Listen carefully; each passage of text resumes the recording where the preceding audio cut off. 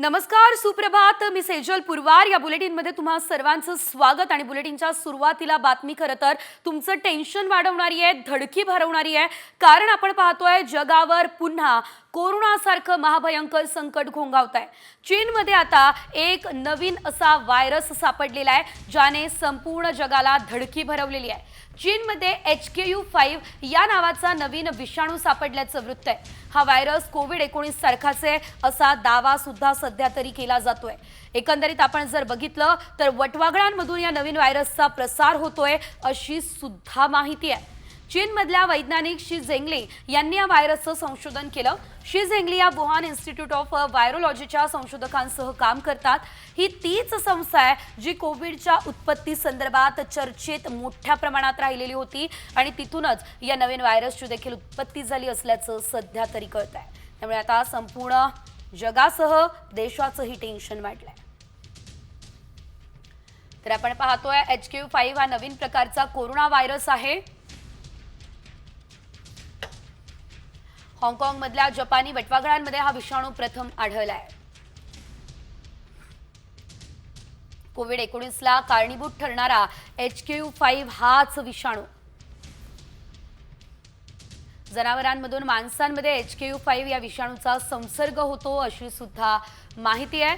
तर ACE2 receptor सोबत संबंधित हा विषाणू माणसांमध्ये पसरण्याचा धोका वाढलेला आहे.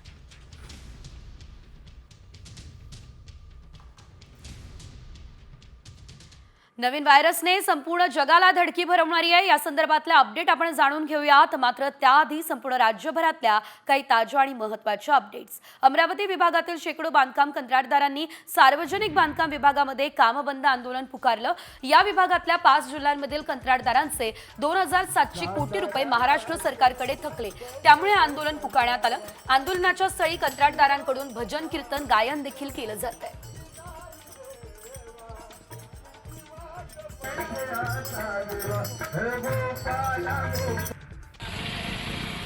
बुलढाण्यामध्ये मातीचे भांडे आणि रांजण 25% महागलं. कच्च्या मालाच्या किमतीत वाढ झाल्यानं या भांड्यांच्याही दरात वाढ झाली. सर्वसामान्यांना मात्र महागाईचा सामना यामुळे करावा लागतोय.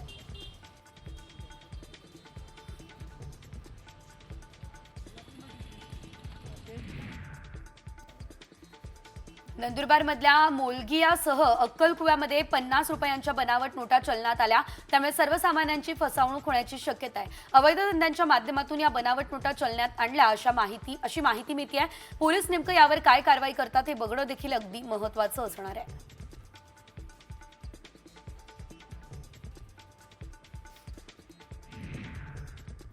शिर्डी बस स्थानक परिसरामध्ये लहान मुलाला साखळी आणि कुलुपानं बांधून ठेवण्यात आलं. भंगार जमा करणाऱ्या महिलेने तिच्या लहान मुलाला साखळीने बांधलंय. दरम्यान स्थानिक नागरिकांनी महिलेला जाब विचारला. तिने विनयभंगाचा गुन्हा दाखल करण्याची धमकी दिली.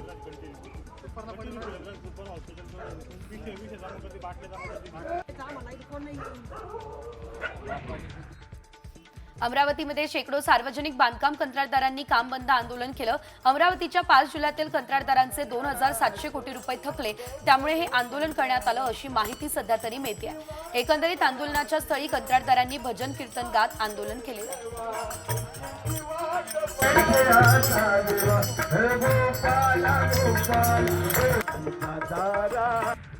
संभाजीनगर जिल्हा परिषदेने शासन आपल्या मोबाईलवर ही संकल्पना राबवली आहे. अशी संकल्पना राबवणारा छत्रपती संभाजीनगर हा राज्यातला पहिलाच जिल्हा आहे. नागरिकांना घरूनच मोबाईलवर लिंक ओपन करून आपली कामं प्रशासनाला आता सांगता येणार आहेत.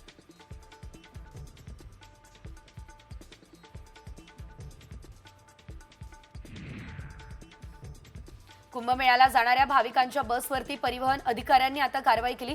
पार्किंगमध्ये लावलेल्या गाडीवर RTO अधिकाऱ्यानं कारवाई केल्यानं भाविकांना कुंभमेळ्याला जाता आलेलं नाही. या घटनेचा निषेध म्हणून अजित पवार गटाने RTO कार्यालयाला टाळं ठोकलं आणि निषेध आंदोलन सुद्धा या दरम्यान केलेलं आहे. शहादा डोंगरगाव रोडवरती भीषण अपघात घडला. या अपघाताचे गांभीर्य घेत प्रशासनानं डोंगरगाव रस्त्यावर गतिरोधक बसवण्याचं काम हाती घेतलं. गतिरोधक बसवल्यानं नागरिकांमध्ये समाधान आहे. मात्र मायलेकाचा बळी गेलाय. त्यामुळे प्रशासनाला त्यानंतरच जाग आली आहे का हा प्रश्न देखील सध्या गावकऱ्यांनी उपस्थित केलेला आहे.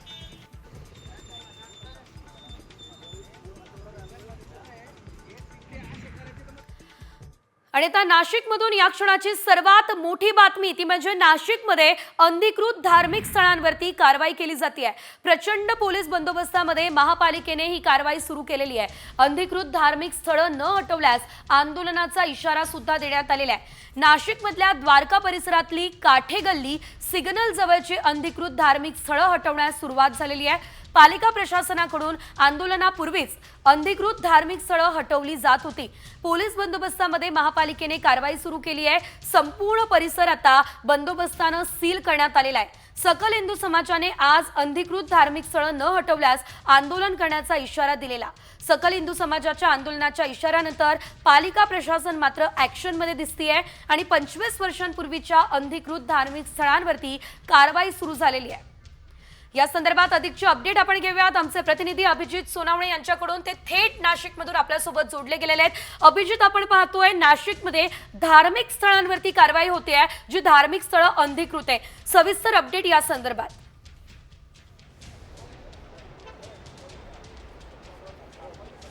खरं मी आता या सगळ्या परिसरातली दृश्य आधी दाखवतो। प्रचंड असा पोलिसांचा बंदोबस्त या सगळ्या परिसरामध्ये तैनात करण्यात आलेला आहे। द्वारका जवळच्या काठेगल्ली सिग्नलचा हा सगळा परिसर आहे आणि याच सिग्नलच्या अगदी जवळच एक अनधिकृत धार्मिक स्थळ आहे। गेल्या 25 वर्षापासून हे धार्मिक स्थळ या ठिकाणी होतं आणि त्यावर कारवाई करावी अशा पद्धतीची मागणी सकल हिंदू समाजाकडून करण्यात आलेली होती। मात्र मागच्या अनेक वर्षांपासून कारवाई होत नसल्यामुळे आज या ठिकाणी सकल हिंदू समाजाकडून आंदोलनाचा इशारा देण्यात आलेला होता आणि जर हे धार्मिक स्थळ महापालिकेने हटवलं नाही तर त्यासमोरच मंदिर उभारण्याचा देखील इशारा देण्यात आलेला होता आणि या इशाऱ्यानंतर आता पालिका प्रशासन ॲक्शन मोडवर आलेलं आहे आणि हे जे अनधिकृत धार्मिक स्थळ आहे ते आता हटवण्यास आज सकाळपासून सुरुवात करण्यात आलेली आहे। त्यामुळे या सगळा परिसर जो आहे तो प्रचंड पोलीस बंदोबस्ताने सील करण्यात आलेला आहे। पोलिसांशिवाय, पोलीस अधिकाऱ्यांशिवाय कुणालाही आतमध्ये सोडलं जात नाहीये। सोबतच या सगळ्या परिसरामध्ये येणारे जे रस्ते आहे त्या रस्त्यांवर देखील बॅरिकेटिंग लावून ते रस्ते पूर्णपणे बंद करण्यात आलेले आहे। अगदी राज्य राखीव दलाच्या तुकड्या देखील या ठिकाणी बोलवण्यात आलेला आहे आणि कोणताही अनुचित प्रकार घडू नये यासाठी पोलीस प्रशासनाकडून संपूर्ण खबरदारी जी आहे ती घेतली जाते। आपण जर बघितलं तर अगदी काल देखील सकल हिंदू समाजानं या सगळ्या धार्मिक स्थळाच्या अतिक्रमणाबाबत निवेदन दिलेलं होतं आणि हे धार्मिक स्थळ हटवण्याबाबत मागणी केलेली होती। मात्र आज आंदोलनाच्या इशाऱ्यानंतर आता पालिका प्रशासनानं हे अनधिकृत धार्मिक स्थळ जे आहे ते हटवण्यास सुरुवात केलेली आहे। पुढच्या काही वेळात म्हणजे जवळपास 11 वाजेच्या दरम्यान या ठिकाणी सकल हिंदू समाजाकडून आंदोलन करण्याचा इशारा देण्यात आलेला आहे।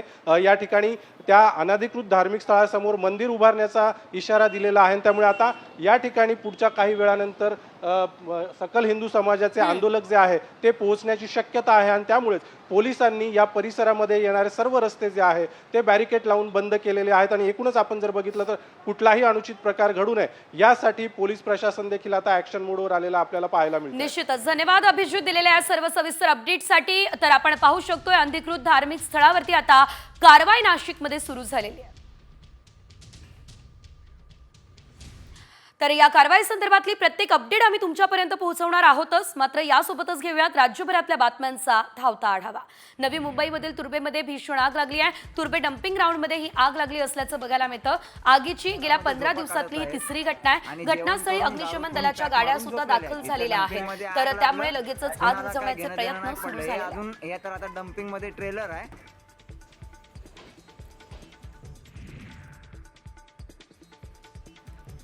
धुळ्याच्या शिरपूर तालुक्यात वाळूने भरलेल्या ट्रॅक्टरने दुचाकीला धडक दिली आणि अपघात झालेला आहे। या अपघातात दुचाकीवरच्या महिलेचा सुद्धा मृत्यू झाला असल्याचं कळतंय। अपघातानंतर संतापलेल्या ग्रामस्थांनी ट्रॅक्टर पेटवून दिलाय।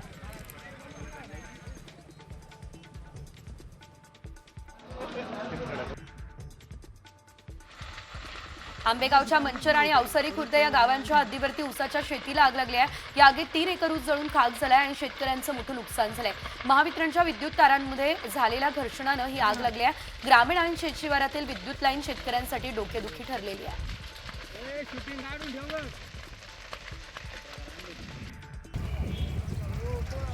भिवंडी तालुक्यातल्या गुंदवली या ठिकाणी भंगाराच्या गोदामाला भीषण आग लागली। गोदामात प्लास्टिकच्या चिंध्या आणि पुठ्ठा प्लास्टिक असल्यानं ही आग मोठ्या प्रमाणात भडकली। या आगीमध्ये 4 ते 5 गोदाम याशिवाय 4 ते 5 झोपड्या देखील जळून खाक झाल्या असल्याचं बघायला मिळालं।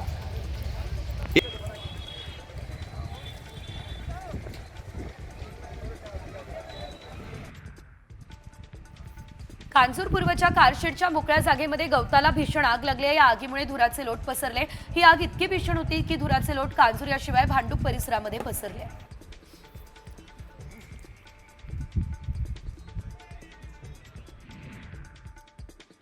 संभाजीनगर जिल्ह्यातल्या सिल्लोड तालुका कृषी अधिकारी कार्यालयामध्ये कर्मचाऱ्यानं वरिष्ठांच्या जाचाला कंटाळून कार्यालयातच गळफास घेऊन आत्महत्या केली। या दरम्यान आता या प्रकरणी तालुका कृषी अधिकाऱ्यासह एका कृषी सहाय्यक कर्मचाऱ्यावर गुन्हा सुद्धा दाखल करण्यात आलेला आहे।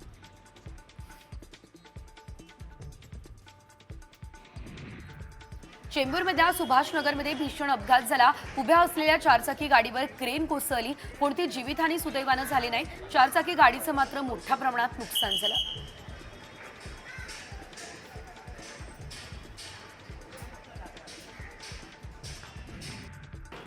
जालन्यात अंबडमध्ये बसचे ब्रेक फेल झाले आणि अपघात झालाय। या अपघातात 2 प्रवासी ठार झाले, 4 जण जखमी आहेत। चालकाचं नियंत्रण सुटलं आणि बस थेट प्लॅटफॉर्मवरती शिरली आणि त्यामुळे हा अपघात झालेला आहे। या प्रकरणी पोलिसात गुन्हा सुद्धा दाखल झालेला आहे।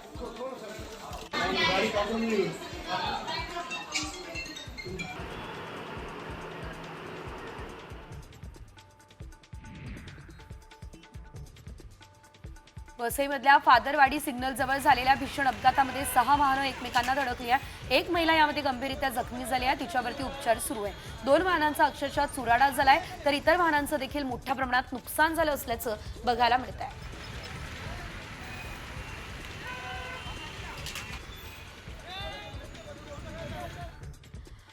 नागपूरमधून या क्षणाची एक ब्रेकिंग न्यूज। नागपूर जिल्ह्यातील बुटीबोरी उड्डाणपूल खचल्याचा चौकशीचा अहवाल सादर झालाय। ओव्हरलोडमुळे बुटीबोरी उड्डाणपूल खचल्याचं चौकशी अहवालामध्ये स्पष्ट झालंय। 187 टन वजनाचा ट्रक पुलावरून गेला आणि त्यामुळे हा उड्डाणपूल जो आहे तो खचला असल्याचं कळतंय। 10 दिवसांनंतर उड्डाणपूल दुरुस्तीचं काम होणार आहे। 45 दिवसांमध्ये काम पूर्ण होणार आहे। उड्डाणपूल खचल्यानं वाहतुकीसाठी उड्डाणपूल बंद केल्यानं सध्या बुटीबोरीमध्ये रोज ट्रॅफिक जामच्या समस्येला सामोरं जावं लागतंय। एकंदरीत आपण पाहू शकतोय एक मोठी MIDC असल्यानं ट्रॅफिक जाममुळे सर्वांना मनस्ताप सहन करावा लागतोय।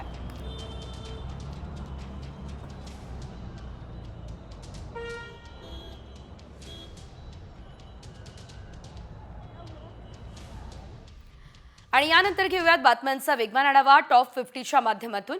रेल्वे मार्गावरती रुळांची दुरुस्ती याशिवाय सिग्नल यंत्रणेमध्ये तांत्रिक कामांसाठी रविवारी 3 मार्गांवरती मेगा ब्लॉक असेल। मध्य रेल्वेच्या ठाणे ते कल्याण जलद मार्गावर, ठाणे ते वाशी नेरूळ ट्रान्स हार्बर मार्गावर मेगा ब्लॉक असेल। याशिवाय पश्चिम रेल्वेवरती सांताक्रूज ते गोरेगाव जलद मार्गावरती मेगा ब्लॉक घेतला जाईल।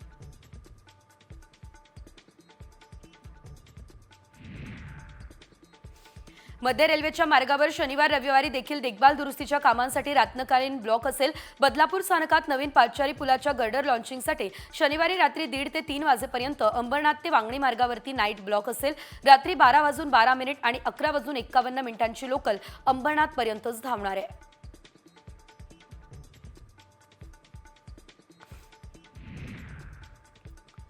केंद्रीय कर्मचारी आणि पेन्शनधारकांसाठी लवकरच महागाई भत्ता लागू करण्यात येईल। केंद्रीय कर्मचाऱ्यांच्या महागाई भत्त्यामध्ये वाढ होणार आहे। याबाबतची अधिकृत घोषणा मार्च 2025 पासून होईल। सरकारने अद्याप याबाबत कोणतीही अधिकृत माहिती दिलेली नाही। जर महागाई भत्त्यामध्ये 3% वाढ झाली तर 9,540 रुपये मिळणार आहेत। नवी मुंबईमध्ये 200 हेक्टर जागेवर डिझनीलँड थीम पार्क साकारण्यात येईल आणि या थीम पार्कमध्ये मुलांना मिकी, मिनी माऊस अशा कार्टून्समधील आपल्या आवडत्या पात्रांना भेटता येणार आहे। याशिवाय विविध थरारक राईड्सचा देखील अनुभव घेण्याची संधी नवी मुंबईकरांना मिळणार आहे।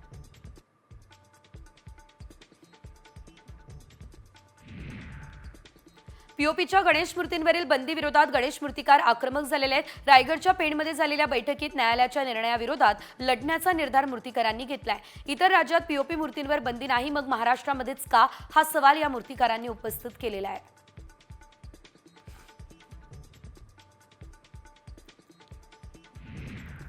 मुंबई कोस्टल रोडवरती प्रवास अधिक स्वस्त होणार आहे। मुंबई बेस्ट उपक्रम आपल्या ताफ्यामध्ये सुमारे 100 इलेक्ट्रिक AC बसेस आणणार आहे। प्रवाशांच्या मागणीनुसार त्यापैकी काही बसेस मुंबई कोस्टल रोडवरती तैनात केल्या जाऊ शकतात।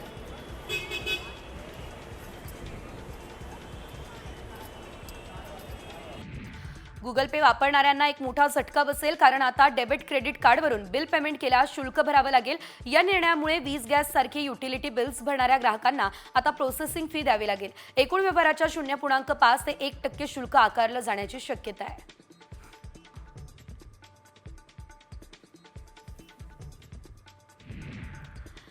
आणि आता या क्षणाची सर्वात मोठी बातमी, सर्वात मोठी ब्रेकिंग न्यूज. कारण 2032 मध्ये मुंबईचा विनाश होऊ शकतो. 2032 साली मुंबई शहरावर प्रचंड वेगानं एक मोठा लघुग्रह आढळण्याची शक्यता सध्या व्यक्त केली जाते. नासाने हा मोठा इशारा दिलाय.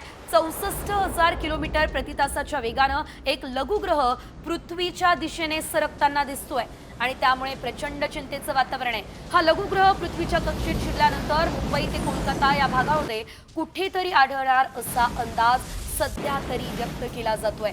अनेकांनी मुंबईला सर्वात जास्त धोका असल्याचं म्हटलंय. तर देशाची आर्थिक राजधानी मुंबईमध्ये या लघुग्रहामुळे महाप्रलय येण्याचा देखील धोका आहे. त्यामुळे मुंबई बुडू शकते अशी देखील भीती सध्या तरी वर्तवली जाते.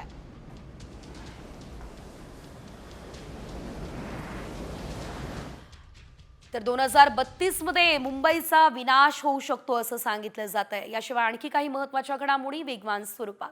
10वीच्या पेपरफुटी प्रकरणी 3 संशयितांना ताब्यात घेण्यात आलं आणि या पेपरफुटी प्रकरणाची चौकशी करणार ही माहिती जालन्याचे जिल्हाधिकारी श्रीकृष्ण पानसाळ यांनी दिलेली आहे. आधी पेपर फुटलाच नाही म्हणणाऱ्या जिल्हाधिकाऱ्यांनी आता मात्र पेपर फुटल्याची कबुलीच दिली नाही आणि या प्रकरणाची चौकशी करणार असल्याचं म्हटलं.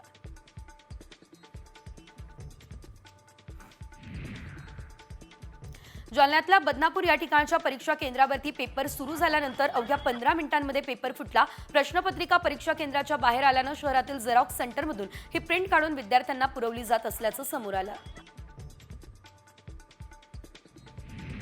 टीव्हीच्या बातमीची दखल उपमुख्यमंत्री शिंदेंनी घेतलेली आहे. जालन्यातील पेपर फुटीची चौकशी करून दोषींवर कारवाई करणार असं शिंदे म्हणाले. कॉपीमुक्त महाराष्ट्र हा संकल्प असल्याचंही शिंदेंनी सांगितलं.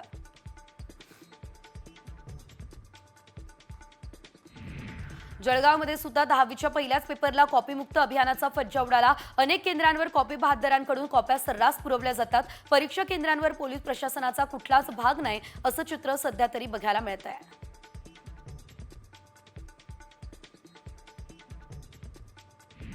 येवल्यातल्या अंदरसुली या ठिकाणच्या केंद्रावर बाहेरून कॉपी पुरवण्यासाठी टवाळखोरांची धडपड बघायला मिळते. कॉपी पुरवण्यासाठी विरोध करणाऱ्या शिक्षकांना देखील टवाळखोर दमदाटी करत असल्याचं दिसतंय. काही शिक्षकांनी अशा संदर्भात माहिती दिली आहे. तर या टवाळखोरांवर कारवाई करावी ही मागणी सुद्धा जोर धरते.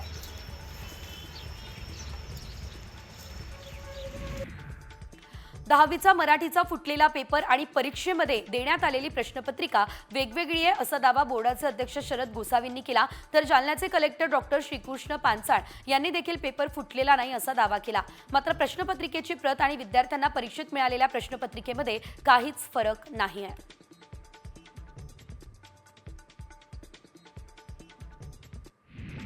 एकीकडे राज्यात कॉपीमुक्त अभियानाचा फज्जा उडाला तर दुसरीकडे राज्यमंत्री पंकज भोयर यांनी कॉपीमुक्त अभियानाला विद्यार्थी प्रतिसाद देत असल्याचं म्हटलं. पुण्याच्या दौऱ्यादरम्यान भोयर यांनी अण्णासाहेब मगर विद्यालयाला भेट दिली आणि यावेळेसच ते बोलत होते.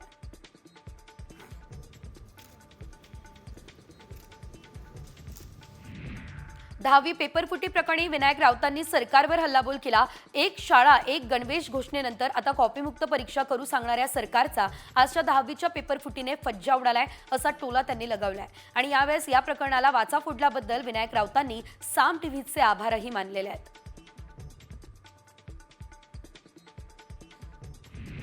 राष्ट्रवादीच्या आमदाराकडून चक्क परीक्षा केंद्रांवर फोटो सेशन केल्याचं समोर आलेलं आहे. परीक्षा केंद्रावर मोबाईल घेऊन जाण्यास बंदी असताना आमदार काळे हे मोबाईल घेऊन परीक्षा केंद्रावरती पोहोचले असल्याचं बघायला मिळालं आणि त्या ठिकाणी फोटो सुद्धा काढले असल्याचं बघायला मिळालं.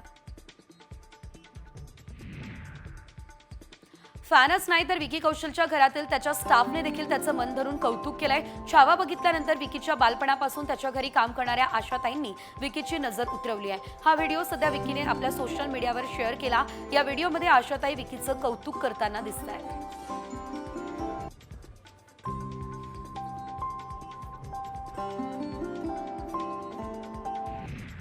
भारताच्या अंतर्गत विषयांमध्ये विदेशी हस्तक्षेप हा गंभीर चिंतेचा विषय आहे असं परराष्ट्र मंत्रालयाचे प्रवक्ते रणधीर जयस्वाल यांनी म्हटलं. अमेरिकेच्या USAIDला दिलेला $2.1 कोटी निधी रद्द करण्यात आलेला आहे. तो भारतातील निवडणुकीमध्ये मतदानाचा टक्का वाढवण्यासाठी दिल्याचा दावा ट्रम्प यांनी केला आहे. त्यावर आता जयस्वालांनीही आपली प्रतिक्रिया दिली आहे. नासाने एका मोठ्या घटनेबाबत इशारा दिलाय. पुढच्या काही तासांमध्ये पृथ्वी नष्ट होणार की काय असा धोका निर्माण झालाय. कारण 67 फूट लांबीचा एक लघुग्रह तब्बल 16,490 मैल प्रति तास वेगानं पृथ्वीकडे झेपावतोय आणि या वेगवान लघुग्रहानं खगोलशास्त्रज्ञ आणि अंतराळ प्रेमींचं लक्ष वेधलं असल्याचं दिसतंय.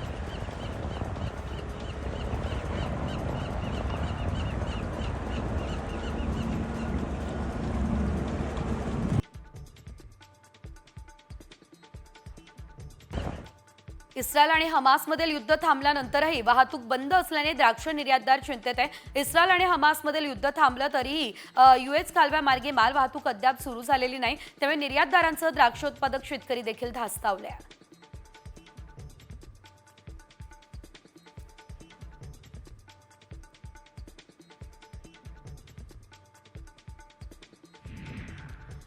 आणि यानंतरची बातमी तापमानासंदर्भातली आहे. कारण सध्या राज्यातला पहाटेचा गारवा कमी झाला असल्याचं जाणवतंय.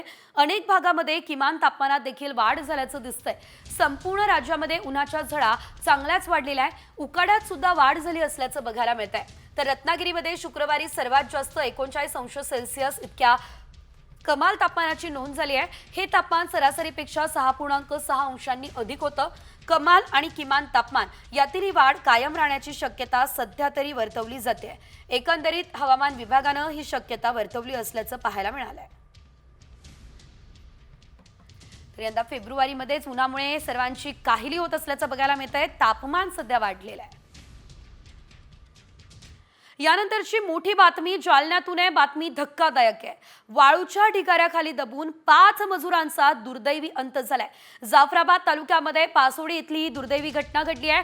पुलाचं काम करणारे मजूर पुलाशेजारीच पत्र्याची शेड बांधून राहत होते आणि हे मजूर मध्यरात्री गाढ झोपेत असताना एका टिप्परनं या शेड शेजारी वाळू खाली केली आहे. या वाळूच्या ढिगाऱ्यात दबून 5 जणांचा जागीच मृत्यू झाला, तर एक 13 वर्षांची मुलगी आणि एक महिला मात्र थोडक्यात वाचली. पोलीस या प्रकरणी अधिकचा तपास सध्या करताय. मात्र ही अतिशय दुर्दैवी घटना म्हणावी लागणार आहे.